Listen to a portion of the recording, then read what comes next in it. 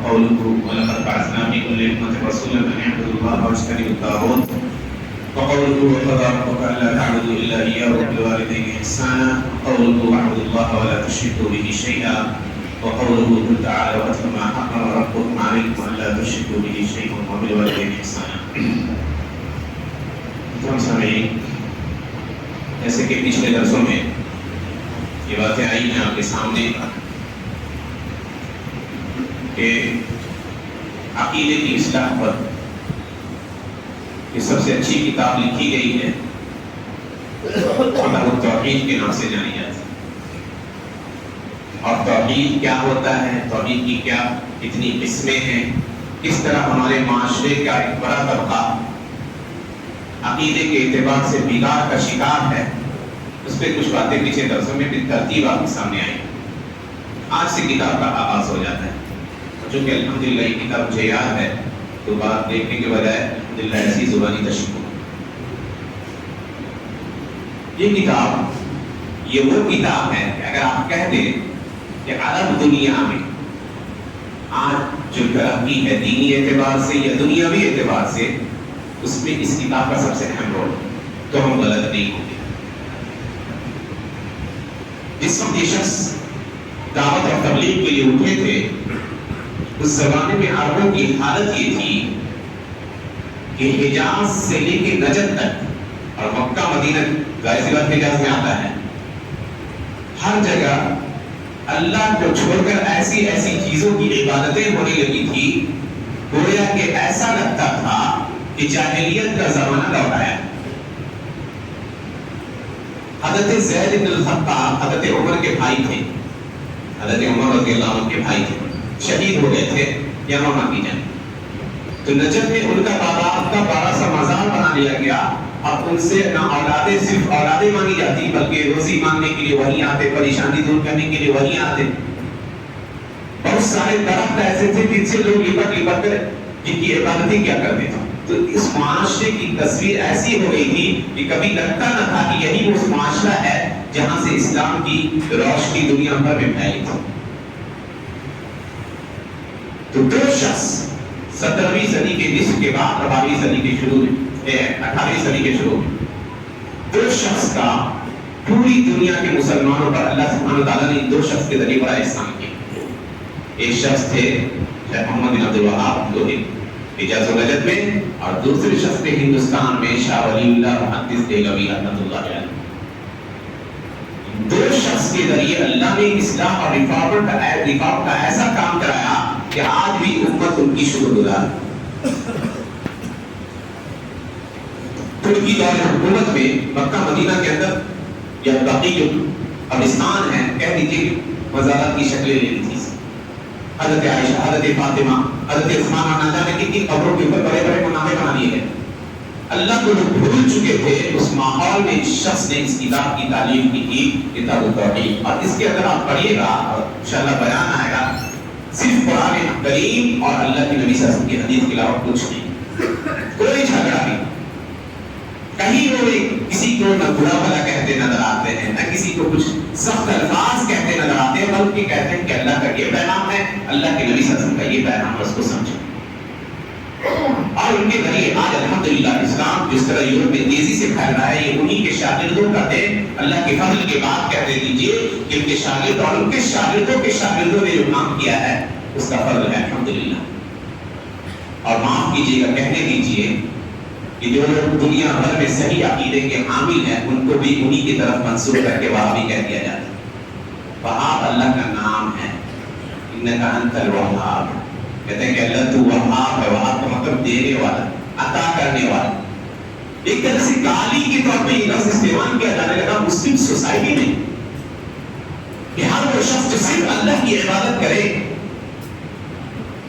اللہ کو اپنی عبادت میں ایک جانے، اللہ کے ساتھ کسی کو شریک نہ ٹھہرائے، مانگنا ہو تو اللہ ہی سے مانگے، تو ایسے شخص کو ہمارے معاشرے میں کیا ظلم آیا کہ اس شخص کے لیے گالی جو انگریزوں نے چسپاں کی تھی اس کو استعمال کیے کرنے لگے. کافی بہت سے لوگ کے نظر آسان ہو جاتا ہے، لیکن کسی کو وہابی کہہ دی تو بہت بڑی بات ہو جائے. ایسا ماحول کریٹ کیا گیا کہ گویا کہ یہ لوگ بے دین ہیں، حالانکہ دین بھی صحیح سمجھا الحمدللہ انہیں لوگوں کے پاس تھا۔ یہ عظیم کتاب جو لکھی گئی اور جس کا فائدہ آج بھی عرب دنیا اٹھا رہی ہے، بلکہ دنیا بھر کے مسلمان اٹھا کہتے ہیں کتاب التوحید، توحید کا بیان، اور اس کے بعد انہوں نے 5 آیتیں ذکر کی ہیں۔ پہلی آیت ہے اللہ سبحانہ و تعالیٰ کا یہ کہنا وَمَا خَلَقْتُ الْجِنَّ وَالْإِنسَ إِلَّا لِيَعْبُدُونِ، میں نے جنات اور انسان کو اپنی بندگی کے لیے پیدا کیا۔ جنات کیسے کسی جنات وہ مخلوق ہے جو ہم سے مخفی، اور عربی زبان میں روح ورڈ کہہ دیجئے تو جیم اور روح یہ لفظ آتا ہے چھپنے اور چھپانے کے لیے۔ چنانچہ جنت بھی اسی لفظ سے بنا ہے، تو جنت کو جنت اس لیے کہا جاتا ہے کیونکہ اس کی نعمتیں ہم سے ابھی چھپی ہوئی ہیں۔ اسی طرح ماں کے پیٹ میں جو بچہ ہوتا ہے اس کو جنین کہا جاتا ہے عربی، اور وہ شخص جس کے عقل پہ پردہ چھا جائے اس کو مجنون کہتے ہیں۔ تو اسی لیے کہا کہ جن وہ مخلوق ہے جو ہم سے مخفی ہے اور مکلف مخلوق، اللہ کے یہاں حساب دے کہ یہ بھی مخلوق جیسے انسانوں کو دینا۔ ان میں بہت سارے لوگ مسلمان ہیں الحمدللہ، جو کاسٹ سسٹم انسانوں میں ہے نا ویسا وہاں بھی ہے، برے بھی ہیں اچھے بھی ہیں۔ تو اللہ نے کہا کہ میں نے جنات اور انسان کو انسان اس لیے کہتے ہیں کیونکہ وہ ایک دوسرے سے مانوس ہوتا ہے، اسے ضرورت ہے کسی شخص کی، تنہا نہیں رہ سکتا۔ اس لیے کہا گیا کہ درد دل کے واسطے پیدا کیا انسان کو، ورنہ طاعت کے لیے کچھ کم نہ تھے کر ہو گیا۔ الا لیعبدون، اپنی عبادت کے لیے علماء نے تفسیر کی کہا اے لیوحدون، مجھے ایک جانے۔ اللہ جو ہے یہاں پہ حکمت کو بیان کرنے کے لیے کہ ہم نے اپنے بندوں کو کیوں پیدا کیا ہے، کہا انسان اور جنات کو، کہا کہ میری اپنی عبادت میں مجھے وہ تنہا جانا، اور اسی لیے اللہ نے انسانوں کو عقل دی، دانشمندی عطا کیا، ان کے لیے رسولوں کو بھیجا، ان کے اوپر کتابیں نازل کی۔ تو اگر کوئی انسان یہ سمجھتا ہے کہ اس کو اپنی زندگی میں کیے ہوئے کاموں پر اللہ کے یہاں جواب دہ نہیں ہونا ہے، تو پھر اللہ کی یہ حکمت کہ رسولوں کو بھیجنا، کتابوں کو نازل کرنا، یہ ضائع ہو جائے گا۔ اس کی مثال ایسی ہے جیسے کہ کوئی پودا کیونکہ اپنا پھل دے، بڑا ہو جائے، پھر مرجھا جائے اور پھر ریزہ ریزہ ہو جائے، تو کہا ہماری وہ حالت نہیں ہونی چاہیے، بلکہ اللہ کہتا ہے اپنے نبی سے ان الذی فرض علیک القرآن لآتک الی المعاد، یہ بلا شبہ جس نے آپ کے اوپر کتاب کو نازل کیا قرآن کو، وہ آپ کو لوٹانے والا ہے قیامت کے دن، حساب کے دن۔ تو ہمیں ہر شخص کو یہ بات ذہن نشین رکھنی چاہیے کہ ہر شخص کو اپنے عمل کا جواب دینا ہے اللہ کے یہاں۔ اللہ نے ہمیں بیکار نہیں پیدا کیا۔ افحسبتم انما خلقناکم عبثا وانکم الینا لا ترجعون، کیا تم نے یہ سمجھ رکھا ہے کہ ہم نے تمہیں بیکار پیدا کیا ہے اور تم ہماری طرف نہیں لوٹائے جاؤ گے؟ ایسا کچھ نہیں ہے، اپنی عبادتوں میں رب کو تنہا جاؤ۔ یہ ایک پیغام کی آیت ہے۔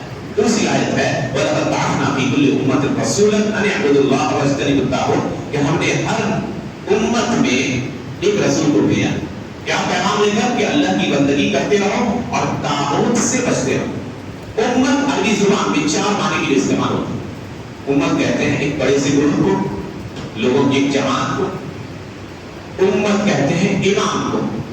چنانچہ حضرت ابراہیم کے لیے اللہ نے استعمال کیا قرآن کریم میں ان ابراہیم کان امۃ قانتا للہ حنیفا، بلا شبہ ابراہیم امت تھے یعنی امام تھے اور اسوہ اور نمونہ تھا، اللہ کی طرف پلٹنے والے۔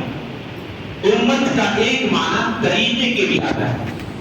چنانچہ اللہ نے کہا مکہ کے مشرکوں کے بارے میں، وہ کہتے تھے انا وجدنا آباءنا علی امہ، ہم نے اپنے آباء و اجداد کو ایک طریقے پہ پایا ہے، ہم انہی کی پیروی کریں گے۔ اور امت کا چوتھا معنی ہے زمانہ۔ چنانچہ امت کبھی کبھی زمانے کے معنی میں استعمال ہوتا ہے۔ قرآن کریم میں اللہ نے کہا وَاتَّقَ رَبَعَ امہ، ایک زمانے کے بعد یاد کیا، تو یہ معنی امت کا استعمال ہوتا ہے۔ اور یہاں پہ امت کا مطلب ہے لوگوں کا ایک بڑا گروہ، کہا ہر ایک امت کی طرف ہم نے ایک رسول کو بھیجا۔ کیا پیغام ہے؟ اعبد اللہ، اللہ کی بندگی کیجیے، واجتنبوا الطاغوت، اور عبادت کہتے ہی ہیں اپنے آپ کو جھکا دیجیے اللہ کے سامنے، تذلل اختیار کیجیے۔ اور یہ عبادت کا حکم، یہ اللہ کی وحدانیت کے اقرار کا حکم، اس میں اللہ کا کوئی فائدہ نہیں، اس شبہ کو دفع کر دیجیے۔ اللہ کو ہماری عبادت سے کچھ لینا دینا نہیں، اللہ نے اسی لیے سورہ ذاریات میں آگے کہا ما اريد منهم من رزق وما اريد ان يطعمون، میں ان سے کوئی رزق روزی نہیں چاہتا اور یہ نہیں چاہتا کہ وہ مجھے کھلائے. اللہ ان چیزوں سے پاک منزہ. حدیث شریف ہے، حدیث قدسی، اللہ کہتا ہے یا عبادی لو ان اولکم واخرکم وانسکم وجنکم كانوا على اتقى قلب رجل واحد منکم ما زاد في ملکی شیئا. اے میرے بندو، تم میں سے ہر شخص پہلے سے لے کے آخر تک سب کے سب متقی پرہیزگار بن جائیں تو میری بادشاہت میں کچھ بھی اضافہ نہیں کریں گے. اور کہا یا عبادی لو ان اولکم واخرکم وانسکم وجنکم كانوا على افجر قلب رجل واحد منکم ما نقص ذلك من ملکی شیئا. کہ بندو، سب کے سب جتنے انسان اس کائنات میں اول سے آخر تک سب کے سب گنہگار ہو جائیں تو اللہ کی بادشاہت میں کچھ کمی باقی نہیں. اللہ کہتا ہے ما يفعل الله بعذابكم ان شكرتم وآمنتم. اللہ تمہیں عذاب دے کر کیا کرے گا اگر تم اللہ کے شکر گزار رہو گے، اللہ پہ ایمان رکھو گے. تو اللہ تو اپنے شاکر بندوں کو خوب جانتا ہے، تو اللہ کو ہماری عبادتوں کی حاجت نہیں ہے. اللہ کا احسان ہے کہ وہ ہمیں اس دنیا میں لایا اس نے، اور ہم پر سارے انعامات کیے، اور بس یہ کہا کہ جتنی انعامات ہم نے کی ہیں تمہارے اوپر ان انعامات کا تم سے حساب لیا جائے. تو ایک طرح انسان نے جو پیغام تھا کہ انسان نے اللہ کی امانت کو اٹھایا تھا، وعدہ کیا تھا کہ ہم آپ کی بندگی کریں گے. وَحَمَلَهَا الْإِنسَانُ إِنَّهُ كَانَ ظَلُومًا جَهُولًا. تو اس وعدے کا باز رکھنا ہوگا انسان کو، اللہ کی وحدانیت کا اقرار کرتے ہوئے اس دنیا میں اپنی زندگی اللہ کے مطابق زندگی گزارنا. کہا وَاجْتَنِبُ الطَّاغُوتَ، اور طاغوت سے بچا جائے. طاغوت ہر اس چیز کو کہتے ہیں جس کو اللہ کے علاوہ عبادت کی جائے. کیونکہ وقت ہو چکا ہے، انشاءاللہ اگلی آیات کی تشریح اگلے دن ہوگی. اللہ سبحانہ وتعالیٰ سے دعا ہے کہ اللہ سبحانہ وتعالیٰ ہمیں ان باتوں پر عمل کرنے کی توفیق عنایت فرمائے. آمین.